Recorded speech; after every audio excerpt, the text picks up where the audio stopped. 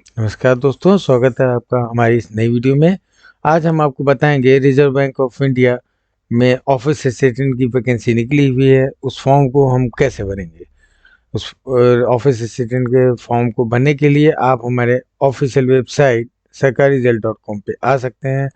यहाँ पे जब आप आएंगे तो आप जब नीचे स्क्रॉल डाउन करेंगे तो आप देख सकते हैं यहाँ पे आरबीआई असिस्टेंट ऑनलाइन फॉर्म 2026 दिया हुआ है। फॉर्म से जुड़ी हुई जानकारियाँ और फॉर्म को भरने का लिंक के लिए आपको इस लिंक पे क्लिक करना होगा। जैसे ही आप लिंक पे क्लिक करेंगे, इस फॉर्म से जुड़े हुए वेब पेज पे आप पहुंच जाएंगे, जहां पे आप देख सकते हैं स्टार्टिंग में आपको कुछ इम्पोर्टेंट डेट्स मिल जाएगी। जैसे हमारा फॉर्म का स्टार्टिंग डेट 16 फरवरी 2026 है। फॉर्म की लास्ट डेट 8 मार्च 2026 को निर्धारित किया गया है। फॉर्म का प्री का एग्जामिनेशन हमारा 11 अप्रैल 2026 को टेंटेटिव है, शेड्यूल किया गया है, और मेंस हमारा 7 जून 2026 को निर्धारित किया गया है। अगर हम फीस की बात करें, जनरल ओबीसी ईडब्ल्यूएस की फ़ीस 450 है और SC ST कैंडिडेट की फ़ीस 50 रुपये है। अगर हम एज की बात करें, मिनिमम एज हमारी इस फॉर्म को भरने के लिए 20 ईयर्स होनी चाहिए और मैक्सिमम एज 28 ईयर्स निर्धारित की गई है। दोस्तों, हम जब नीचे स्क्रॉल डाउन करेंगे तो हम यहाँ देख सकते हैं कि टोटल 650 पोस्ट के लिए ये वैकेंसी आई हुई है, और इस पोस्ट को भरने के लिए आपको पास बैचलर डिग्री में ग्रेजुएशन होना, बैचलर डिग्री होनी चाहिए। 50% मार्क्स मिनिमम आपके बैचलर डिग्री में होने चाहिए। कैटेगरी वाइज डिस्क्रिप्शन भी यहाँ पे दिया हुआ है। फिलहाल हम आपको फॉर्म भरना सिखाते हैं। उसके लिए हम नीचे स्क्रॉल डाउन करेंगे और यहाँ पे हम लोग फाइंड आउट कर सकते हैं, अप्लाई ऑनलाइन का लिंक दिया हुआ है। फॉर्म भरने के लिए हमको इस लिंक पे क्लिक करना होगा। फिलहाल हम लोग क्लिक हियर पे क्लिक करते हैं। तो जैसे हम लोग क्लिक हियर पे क्लिक करेंगे, आप देख सकते हैं यहाँ पे फॉर्म खुल के आ जाएगा। हमारे लेफ्ट पैनल पे इस फॉर्म से जुड़ी हुई कुछ डिटेल्स दी हुई हैं, इन्हें आप देख लें। इसके बाद जब हम लोग राइट पैनल पे आएंगे तो आप यहाँ देख सकते हैं कि यहाँ पे 2 बटन दिए हुए हैं। एक है न्यू रजिस्ट्रेशन के लिए, एक है log in for already registered candidate. अगर आपका पहले से रजिस्ट्रेशन हो चुका है, आप किसी कारणवश अपना फॉर्म कंप्लीट नहीं कर पाए हैं, तो आप log in for already registered candidate पे जाके अपना फॉर्म को कंप्लीट कर सकते हैं। अगर आपने इसके पहले एक बार भी नहीं अप्लाई करने के लिए प्रयास किया है, तो आप click here for new registration पे क्लिक करके अपना फॉर्म भर सकते हैं। जैसा कि आप देख सकते हैं, हमने न्यू रजिस्ट्रेशन पे क्लिक किया है, हमारा फॉर्म खुल के आ गया है। हम अपना फॉर्म भरते हैं, आपको बताते हैं कि कैसे हम इस फॉर्म को कंप्लीट करेंगे। दोस्तों, जैसे कि आप देख सकते हैं, हमने अपने यहाँ नाम और मोबाइल नंबर को इनपुट कर दिया है। तो नाम को इनपुट करने से पहले इस चीज़ का ध्यान रखिएगा कि यहाँ पे आपको फर्स्ट नेम अपना डालना है। अगर आपका मिडिल नेम है तो मिडिल नेम डालना है, लास्ट नेम है तो लास्ट नेम डालना है। सेम वही चीज़ यहाँ पे आपको रिपीट कर देनी है। इसके बाद आप अपने मोबाइल नंबर को एंटर करेंगे। आगे बताता हूँ। जब आप नीचे स्क्रॉल डाउन करेंगे तो आप देख सकते हैं यहाँ पे हमसे हमारी मेल आईडी मांगी जा रही है। मैं अपनी मेल आईडी इनपुट करती है। इसके बाद हम अपना कैप्चा डाल के सबमिट करते हैं। जैसा कि आप देख सकते हैं, जैसे ही हमने नेक्स्ट बटन पे क्लिक किया, यहाँ पे हमारा मोबाइल नंबर और मेल आईडी दिखेगी और इसकी OTP डालने के लिए कहेगा। मैं OTP डालता हूँ। OTP डालने के लिए आपको अपने मोबाइल नंबर पे सेंड OTP करनी पड़ेगी। जैसे कि आप देख सकते हैं, हमने नेक्स्ट किया तो हमें यहाँ अपना मोबाइल नंबर और मेल आईडी दिख जाएगी। हमें सेंड OTP करनी है। OTP डालने से पहले हमको अपना कैप्चा मेंशन करना होगा। जैसे हम अपना कैप्चा मेंशन करेंगे और इसे वेरीफाई करा देंगे। जैसे हम वेरीफाई कराएंगे, हमारा मोबाइल नंबर वेरीफाइड लेके आ जाएगा। इसके बाद हम अपनी मेल आईडी पे OTP भेजेंगे। उसके लिए पहले हमको सिक्योरिटी कोड डालना पड़ेगा। जैसे ही डाल देंगे, हम आगे इसके बाद सेंड OTP करेंगे। आप देख सकते हैं हमारी OTP चली गई है। अब हम अपनी मेल आईडी की OTP को इनपुट करते हैं। इनपुट करने के बाद हम लोग वेरीफाई मेल आईडी पे क्लिक करेंगे। जैसे हम वेरीफाई करेंगे हमें हमारा प्रोविजनल यूज़र आईडी और रजिस्ट्रेशन आईडी और पासवर्ड मिल जाएगा। इसके बाद हम लोग नीचे स्क्रॉल डाउन करते हैं। जब हम नीचे स्क्रॉल डाउन करेंगे आप यहाँ देख सकते हैं हमसे हमारी फ़ोटो अपलोड करने के लिए मांग रहा है और लाइव फ़ोटो कैप्चर करने के लिए मांग रहा है। दोस्तों जैसा कि आप देख सकते हैं हमने अपनी लाइव फ़ोटो और हमारी एक पासपोर्ट साइज़ फ़ोटोग्राफ को हमने अपलोड कर दिया है। हम नीचे स्क्रॉल डाउन करते हैं। जब हम नीचे स्क्रॉल डाउन करेंगे यहाँ पे हमें I confirm that my valid photo and also agree that we mention note, इस पे क्लिक करेंगे। इसके बाद हम अपनी साइन को अपलोड करते हैं। जैसे कि आप देख सकते हैं यहाँ पे हमने अपनी सिग्नेचर को भी अपलोड कर दिया है। इसके बाद आई एग्री बटन पे क्लिक करते हैं और लास्ट में हम लोग नेक्स्ट सेक्शन पे क्लिक करते हैं। जब आप लोग नेक्स्ट सेक्शन पे क्लिक करेंगे तो आप देख सकते हैं यहाँ पे हमसे हमारी बेसिक डिटेल्स पूछ रहा है, जैसे हमारी कैटेगरी क्या है, हम किस कैटेगरी से बिलोंग करते हैं उसे मेंशन करना है। फ़िलहाल मैं जनरल कैटेगरी से रहता हूँ तो जनरल मैंने कर दिया। इसके बाद पूछ रहा है कि क्या पर्सन ऑफ डिसेबिलिटी हैं।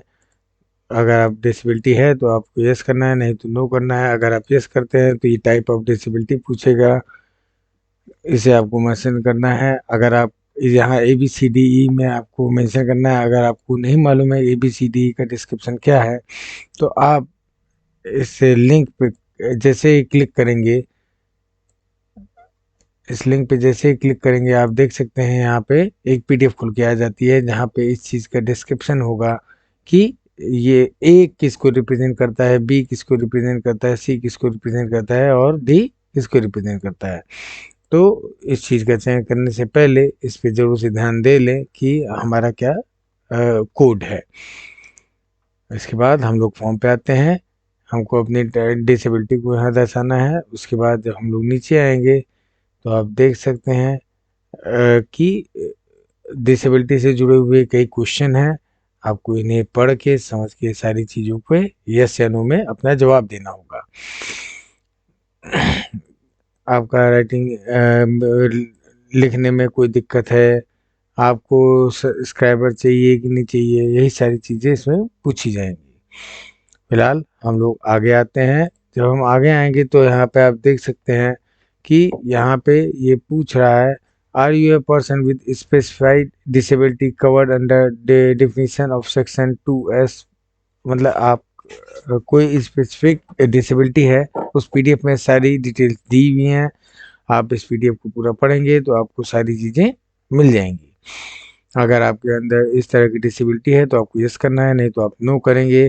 फिर आप आगे बढ़ जाएंगे। अगर आपको स्क्राइबर की ज़रूरत है तो आप इस सेक्शन में अपने स्क्राइबर की डिटेल डालेंगे।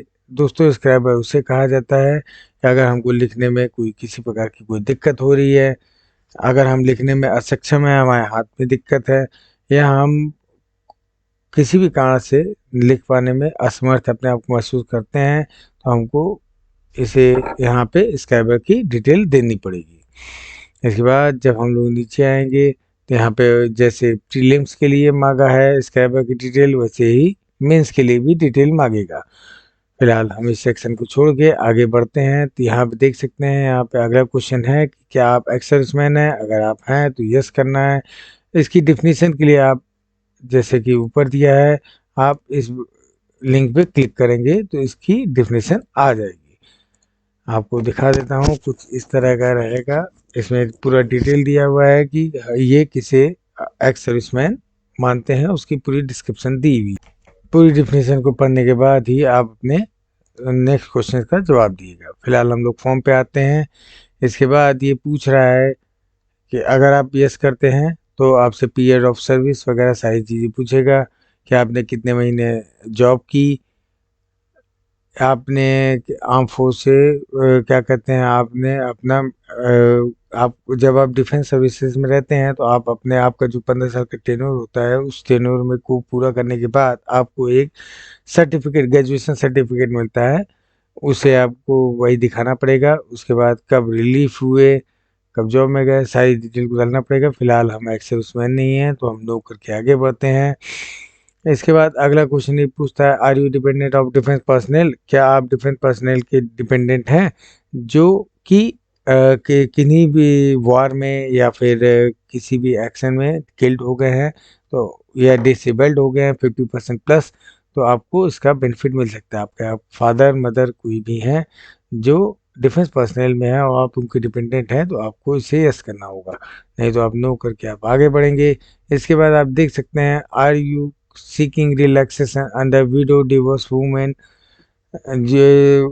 Women judicially separated from their husband and who are not remarried. मतलब अगर आप विडो हैं, डाइवोर्सी वुमेन है, आपके हस्बैंड ने आपको छोड़ दिया है, तो डाइवोर्स दे दिया है, तो आप इस सेक्शन में यस करके करना होगा। इनकी कंडीशन ये है कि आपने दोबारा दूसरी शादी ना की हो, तभी आप इसका बेनिफिट उठा सकते हैं। इसके बाद अगर नहीं है तो हमको नो करके आगे बढ़ना है, यस है तो यस करके आगे बढ़ना है। फिलहाल इसके बाद अगला क्वेश्चन पूछता है कि क्या आप आरबीआई के करंट स्टाफ हैं? अगर हैं तो आपका पीएफ इंडेक्स नंबर क्या है? एक्स एम्प्लॉय, अगर आप एक्स एम्प्लॉय हैं तो उसे मेंशन करना पड़ेगा। फिलहाल हमारा नो है तो हम इसे नो करके आगे बढ़ते हैं। इसके बाद हमने अपनी नेशनलिटी को चूज करते हैं। इसके बाद हमको कंसेंट ऑफ आधार वेरिफिकेशन, हमें अपने आधार वेरिफिकेशन का कंसेंट देना पड़ेगा। अगर आप अपना कंसेंट देना चाहते हैं तो यस करिए, नहीं तो नो करके आप आगे बढ़ सकते हैं। दोस्तों, आपको अपना कंसेंट यस दे देना चाहिए, इससे आपको आपकी परीक्षा देने में ज़्यादा दिक्कत नहीं झेलनी पड़ेगी। नो करने पे आपसे दूसरा आईडी प्रूफ मांगा जाएगा, वेरिफिकेशन में आपके समय लग सकता है एग्जामिनेशन के टाइम। फिलहाल हम अपना आधार नंबर डाल के अपना कंसेंट देते हैं और आगे बढ़ते हैं। दोस्तों, जैसा कि आप देख सकते हैं, मैंने अपना आधार नंबर डाल दिया है। इसके बाद ये पूछ रहा है कि आपका पैन नंबर क्या है। हमने अपना पैन नंबर भी मेंशन कर दिया है। अगर आपके पास आपका पैन नंबर है तो आप मेंशन कर दें, अगर नहीं है तो आप इसे छोड़ भी सकते हैं। इसके बाद ये पूछ रहा है कि select the office you are applying for, आप किस ऑफिस के लिए आप अप्लाई कर रहे हैं। जैसे इस बटन पे आप क्लिक करेंगे, आप देख सकते हैं यहाँ नंबर ऑफ लिस्ट खुल के आ जाती है कि कहाँ कहाँ से वैकेंसी निकली हुई है। आप कहाँ से अप्लाई करना चाहते हैं उसे सिलेक्ट करना होगा। अगर आपको इसकी डिटेल चाहिए तो आप हमारे सरकारीरिजल्ट.com पे जा सकते हैं। वहाँ पे आप देख सकते हैं कि डाउनलोड नोटिफिकेशन भी दिया हुआ है, आप यहाँ से भी सारी चीज़ें जानकारी प्राप्त कर सकते हैं। आपको सलाह दी जाती है कि अपना फॉर्म भरने से पहले एक बार सारे नोटिफिकेशन को एक बार जरूर से ध्यान से देख लें, जिससे गलती की संभावनाएं ना रहे। फिलहाल जब हम लोग आगे बढ़ते हैं तो आप देख सकते हैं यहाँ पे पूछ रहा है कि किस ऑफिस के लिए अप्लाई किया। मैंने अपना ऑफिस का चयन कर लिया है। इसके बाद ये पूछ रहा है कि प्रीलिम्स के लिए आप सेंटर कहाँ चाहते हैं, आप उसे मेंशन कर दिए।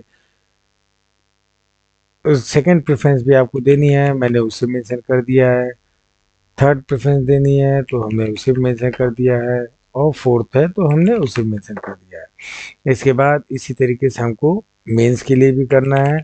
हम मेंस कहाँ कहाँ देना चाहते हैं उसको मेंशन करने के बाद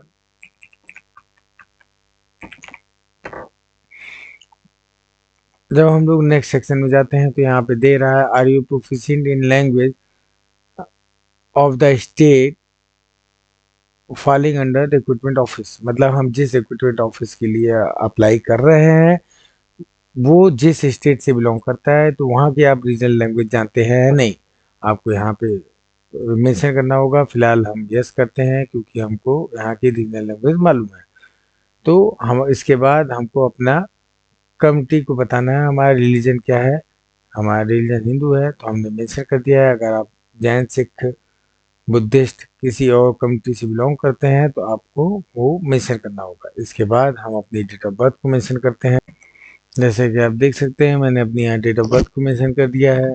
दोस्तों, डेट की जो कल के हमारे रिक्रूटमेंट की जो डेट है वो 1 फरवरी 2026 से ली जा रही है। 1 फरवरी 2026 से हमारी एज की कैलकुलेशन होगी। इसके बाद हम लोग को यहाँ पे जेंडर पूछा जा रहा है कि हम किस जेंडर से बिलोंग करते हैं। हमने अपना जेंडर सिलेक्ट कर लिया। इसके बाद पूछ रहा है कि क्या आप ट्विंस हैं, क्या आप जुड़वा हैं। अगर जुड़वा हैं तो आपको यस करना है, नहीं तो आप नो करना होगा। अगर आप जुड़वा हैं तो अपनी जुड़वा भाई या बहन जो भी है उनका नाम लिखना होगा, उनका जेंडर लिखना होगा। इसके बाद आपको ये पूछा जा रहा है कि आप मैरिड हैं, सिंगल हैं, विडो हैं, इसे मेंशन करना है। फिर फादर नेम, मदर नेम। दोस्तों जैसे कि आप देख सकते हैं यहाँ मैंने अपने फादर का नाम, अपनी मदर का नाम, अपना एड्रेस मेंशन कर दिया है। इसके बाद हम लोग आगे बढ़ते हैं। इसके बाद ये पूछता है choose the address for GST invoice. जो आप एप्लीकेशन फॉर्म भर रहे हैं उसकी फीस आप पेमेंट करेंगे, तो वो जो जीएसटी इनवॉइस है वो आपके करस्पॉन्डेंट एड्रेस पे फाइल की जाए कि आपके परमानेंट एड्रेस पे। अगर आपका दोनों अलग है तब के केस में ये है, अगर आपका दोनों सेम है तो दोनों में से कोई भी एक चूज कर सकते हैं। इसके बाद दोस्तों जैसे कि आप देख सकते हैं आपको अपना बैंक अकाउंट की डिटेल यहाँ मेंशन करनी है। जैसा कि आप देख सकते हैं मैंने अपना अकाउंट होल्डर का नाम डाल दिया है, अपना बैंक अकाउंट नंबर डाल दिया है, इसको कंफर्म भी करा दिया है। इसके बाद हमने अपना आईएफएससी कोड डाल दिया है। हमारा जो अकाउंट है वो सेविंग अकाउंट है, करंट अकाउंट है, हमें इसे मेंशन करना होगा, हमने इसे मेंशन कर दिया है। किस बैंक में हमारा अकाउंट है हम इसे मेंशन कर देंगे। इसके बाद हम लोग नेक्स्ट सेक्शन पे क्लिक करते हैं। नेक्स्ट सेक्शन पे क्लिक करने से पहले आप वैलिडेट करके अपनी डिटेल्स को वेरीफाई भी करा सकते हैं कि हमारी सारी डिटेल सही है या नहीं। हम ओके करके फिलहाल सेव एंड नेक्स्ट करते हैं। जैसे कि आप लोग देख सकते हैं सेव एंड नेक्स्ट करने पे यहाँ पे हमसे हमारी क्वालिफिकेशन एंड एक्सपीरियंस से जुड़ा हुआ क्वेश्चन पूछा जाएगा। हमने क्या क्वालिफिकेशन की है, कब कंप्लीट किया है अपना ग्रेजुएशन वगैरह, ये सारी डिटेल हमें मेंशन करनी होगी। जैसा कि आप देख सकते हैं मैंने अपनी यहाँ क्वालिफिकेशन मेंशन कर दी है, मैंने क्या कोर्स किया है, किस तारीख को मैं पास हुआ हूँ, मेरा कितना परसेंटेज है, और हम किस यूनिवर्सिटी से अपना कोर्स को पूरा किए हैं उसे मेंशन करना है, हमारा डिवीज़न क्या है उसे मेंशन करना है। इसके बाद आप आगे देख सकते हैं ये हमसे क्वेश्चन पूछ रहा है do you have knowledge of word processing in PC. अगर आपको वर्ड प्रोसेसिंग का आपको ज्ञान है, आपको नॉलेज है, तो आपको यस करना होगा। जैसे आप यस करेंगे तो आपसे ये कंप्यूटर्स की डिटेल मांगेगा कि आपने क्या कोर्स किया है। मान लीजिए मैंने ट्रिपल सी किया है तो मैंने ट्रिपल सी मेंशन कर दिया। इसके बाद हम आगे बढ़ते हैं। नेक्स्ट में ये हमसे हमारा एक्सपीरियंस से जुड़े हुए क्वेश्चंस पूछेगा, जैसे हम कहीं काम कर रहे हैं या नहीं कर रहे हैं। अगर हमारा वर्क एक्सपीरियंस है तो हम यस करके उसे मेंशन करेंगे, या कहीं काम कर रहे हैं तो यस करके हम करेंगे, नहीं तो नो करके आगे बढ़ेंगे। अगर हमारे एक से ज़्यादा कंपनियों पे हमने काम किया है तो हम ऐड मोर करके उसे मेंशन कर सकते हैं। फिलहाल हम आगे आते हैं। जब हम आगे आएंगे तो यहाँ पे हमसे पूछेगा हम कौन कौन सी लैंग्वेज पढ़ सकते हैं और बोल सकते हैं, लिख सकते हैं। तो दोस्तों जो भी आप लैंग्वेज आप जानते हैं उसको यहाँ मेंशन करना होगा। जब आप मेंशन करेंगे तब इसके बाद सेव एंड नेक्स्ट का ऑप्शन आएगा, इस पर हम क्लिक करते हैं, फिर आगे बढ़ते हैं। जैसे हम लोग नेक्स्ट बटन पे क्लिक करेंगे आप देख सकते हैं हमारे फॉर्म का प्रीव्यू हमारे सामने है। हम अपने डेटा को जो भी हमने फिल किया है उसे हम वेरीफाई कर सकते हैं। सारा डिटेल वेरीफाई एक एक चीज़ मिला के आप कर सकते हैं। इसके बाद जब हम नीचे जाएंगे तो यहाँ हमारा एड्रेस वगैरह सारी चीज़ें दिखाई देंगी। सारी चीज़ों को वेरीफाई करने के बाद हम लोग लास्ट में पहुँचते हैं। दोस्तों जैसा कि आप देख सकते हैं हम लास्ट तक अपना वेरीफाई करके सारे डिटेल आ चुके हैं। इसके बाद हम आई एग्री बटन पे क्लिक करेंगे और कंप्लीट रजिस्ट्रेशन बटन पे क्लिक करेंगे। जैसे हम लोग नेक्स्ट सेक्शन में आएंगे आप यहाँ देख सकते हैं कि हमें अपना यहाँ थंब इम्प्रेशन डालना है और हैंड रिटेन डिक्लेरेशन डालना है। हैंड रिटेन डिक्लेरेशन के लिए आप हमारे ऑफिशियल वेबसाइट पे जो हमारा नोटिफिकेशन दिया हुआ है इस नोटिफिकेशन को डाउनलोड करके इसमें हैंड रिटेन डिक्लेरेशन दिया हुआ है, आप उसे फाइंड आउट करके उसे आपको अपने हाथ से लिखना होगा और इस सेक्शन में आपको उसे अपलोड करना होगा और अपना थंब इम्प्रेशन भी अपलोड करना होगा। हैंड रिटेन की डिस्क्रिप्शन को देखने के लिए आप यहाँ पे एक लिंक दिया हुआ है गाइडलाइंस फॉर डॉक्यूमेंट अपलोड, इस लिंक पे क्लिक करके भी आप फाइंड आउट कर सकते हैं कि आपको क्या करना है और क्या लिखना है। जैसे कि आप देख सकते हैं यहाँ पे ये दिया हुआ है हैंड रिटेन डिस्क्रिप्शन दिया हुआ है, आपको फॉर्म में यही लिख के अपलोड करना होगा। दोस्तों जैसे कि आप देख सकते हैं हम अपना हैंड रिटेन और थंब इम्प्रेशन को डाल दिया है। इसके बाद हम लोग जब नीचे देखेंगे तो यहाँ पे दिया है I agree to connect to digital DigiLocker to fetch my details. हमें इसे यस करना होगा। जब हम यस करेंगे तो ये तुरंत ही रिडायरेक्ट कर जाएगा डिजी लॉकर की वेब पेज पे।